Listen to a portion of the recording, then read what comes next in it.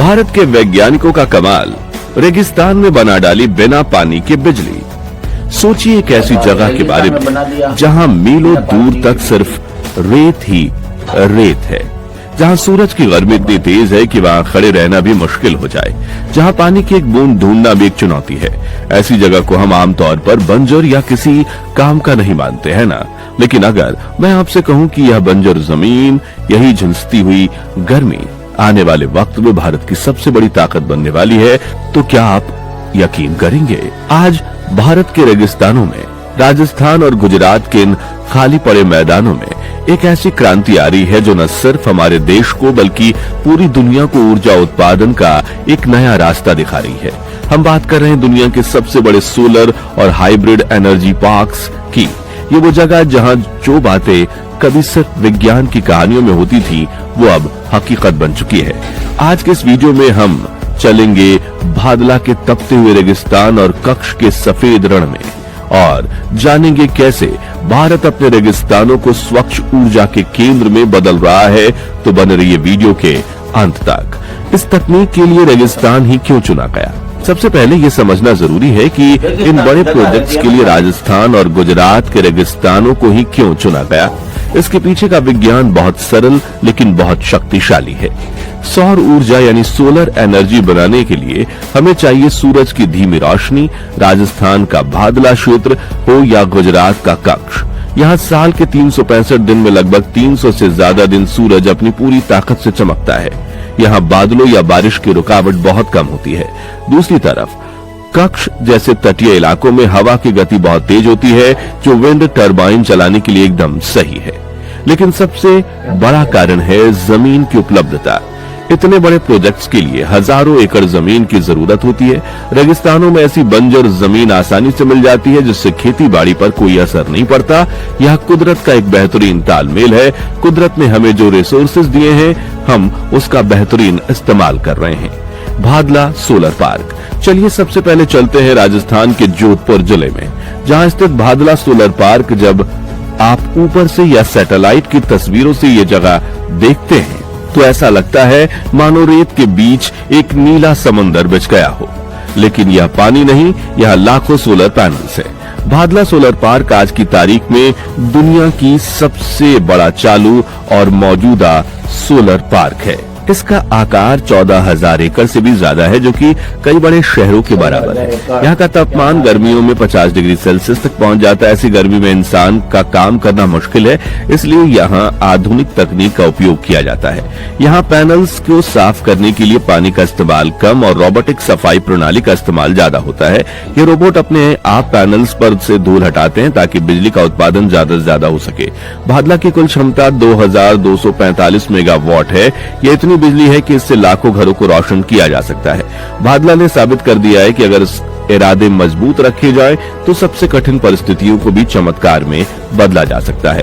कच्छ का renewable energy park. अगर आपको लगता है कि भादला विशाल है, तो हम जिस प्रोजेक्ट की बात करने जा रहे हैं वो आपकी कल्पना से भी परे है। हम बात कर रहे हैं गुजरात के खाड़वा रिन्यूएबल एनर्जी पार्क की, जो कच्छ के रण में बना है।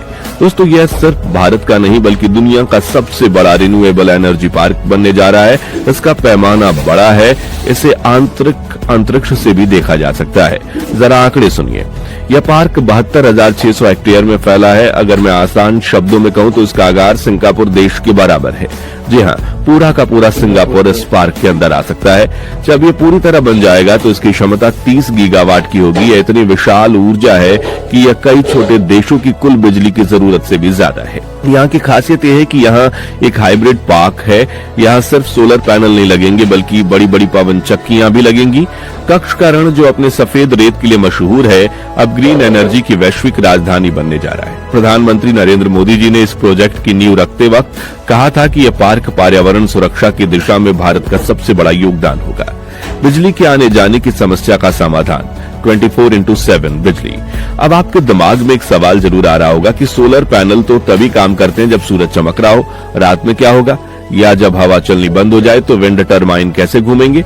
इससे हम बिजली उत्पादन में अनियमितता की समस्या कहते हैं। इस समस्या को सुलझाने के लिए भारत आधुनिक तकनीक का इस्तेमाल कर रहा है। सबसे पहले हाइब्रिड मॉडल कक्ष जैसे पार्क में सोलर और विंड दोनों साथ में लगाए जा रहे हैं। अक्सर देखा गया है कि दिन में सूरज तेज होता है और शाम को या रात में हवा तेज चलती है, दोनों एक दूसरे की कमी पूरा करते हैं। दूसरा है बैटरी एनर्जी स्टोरेज सिस्टम। यह आज के दौर का सबसे बड़ा बदलाव है।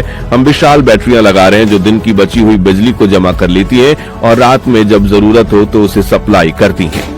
इसके अलावा कुछ और जगहों जैसे कॉन्सेंट्रेटेड सोलर पावर का भी विचार किया जा रहा है, जहां शीशों के जरिए गर्मी को जमा किया जाता है जिससे सूरज ढलने के बाद भाप बनकर बिजली बनाई जा सके। मकसद साफ है, सिर्फ दिन में नहीं बल्कि 24 घंटे 24/7 स्वच्छ ऊर्जा उपलब्ध कराना। अब थोड़ा रुकते हैं और समझते हैं कि एक भारतीय होने के नाते ये प्रोजेक्ट्स हमारे लिए क्यों मायने रखते हैं। सदियों से हम अपनी ऊर्जा जरूरतों के लिए कोयले और तेल के आयात पर निर्भर रहे हैं। इससे न सिर्फ हमारा पर्यावरण खराब होता है बल्कि देश का अरबों रुपया बाहर चला जाता है। लेकिन अब तस्वीर बदल गई है। पहला फायदा ऊर्जा सुरक्षा का है। अब हम अपनी बिजली खुद बनाएंगे, वो भी सूरज और हवा से, जो कभी खत्म नहीं होंगे, तो हम किसी दूसरे देश पर निर्भर नहीं रहेंगे। दूसरा, आर्थिक विकास। इन प्रोजेक्ट्स में हजारों इंजीनियरों, मजदूरों और तकनीशियनों को रोजगार मिल रहा है। मेक इन इंडिया के तहत सोलर पैनल और विंड टरबाइन अब देश में ही बन रहे हैं। तीसरा और सबसे महत्वपूर्ण, क्लाइमेट चेंज। आज दुनिया सबसे बड़ी समस्या से जूझ रही है। जहां बड़े बड़े विकसित देश अभी योजनाएं ही बना रहे हैं, वहां भारत ने नेट जीरो 2070 का वादा किया था। उसे पूरा करने के लिए जमीन पर काम शुरू हो गया है।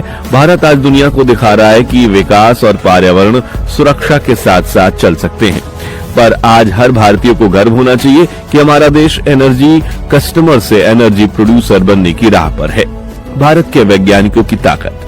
लेकिन दोस्तों, ये रास्ता इतना आसान नहीं है।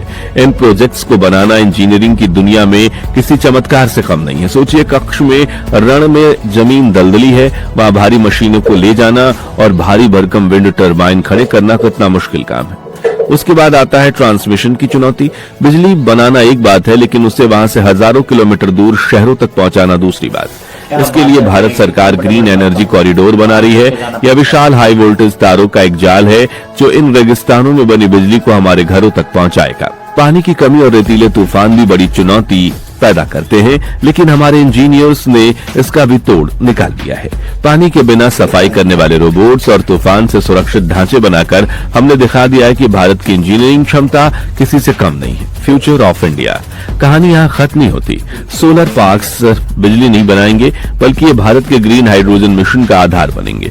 ग्रीन हाइड्रोजन को भविष्य का ईंधन कहा जा रहा है।